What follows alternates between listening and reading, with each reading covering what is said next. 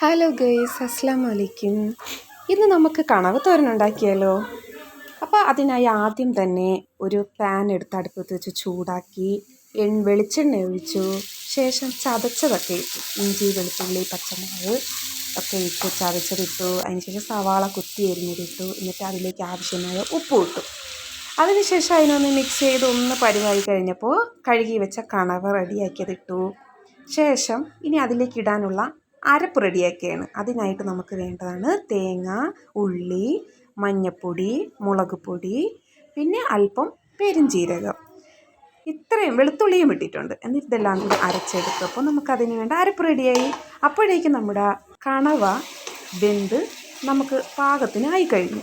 ഇനി നമുക്ക് ഈ അരച്ച് വെച്ച ചേരുവയെ അതിലേക്ക് തട്ടിക്കൊടുക്കാം. ശേഷം നമുക്ക് അതിനെ ഒന്ന് മൂടി വെച്ച് കൊടുക്കാം. അതിന് മുമ്പ് കറിവേപ്പിലയും കൂടി കുറച്ച് പിച്ചിട്ട് കൊടുത്താൽ നല്ല മണം വരും കേട്ടോ. നല്ല ഫ്ലേവറാണ്, നല്ല മണമാണ്, രുചിയാണ്. അതിന് ശേഷം അടച്ചു കൊടുത്ത് കുറച്ച് സമയം കഴിഞ്ഞ് തുറന്നിട്ട് നമ്മളൊന്ന് ഇളക്കി വെച്ച് കൊടുക്കുക. ശേഷം ചെറിയ തീയിലാക്കി കൊടുത്തു. ശേഷം വീണ്ടും മൂടി വെച്ചു. ആ ചെറിയ തീയിൽ കുറച്ച് നേരവും കൂടി ഇരുന്ന് ഒന്ന് പാകപ്പെട്ട് വരണം. ശേഷം തുറക്കുമ്പോൾ നമ്മുടെ കണവത്തോരൻ റെഡി.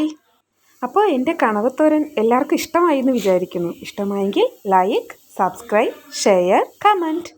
Thank you. മറ്റൊരു വീഡിയോയുമായി വീണ്ടും കാണാം. ബൈ.